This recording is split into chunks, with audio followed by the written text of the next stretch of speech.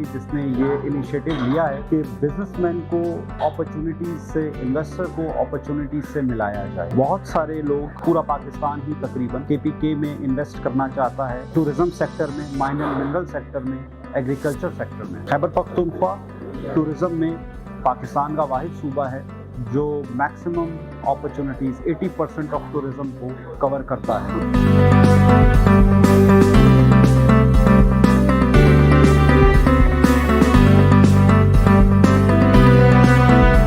Being an investor, I think that it is giving us an opportunity to look into the application, which will allow us to deep dive into the opportunities and make things easy for us to connect with the people and the opportunities. Another initiative which is more exciting in this app is that they have empowered the women in Pakistan to give them an exposure with the business related opportunities.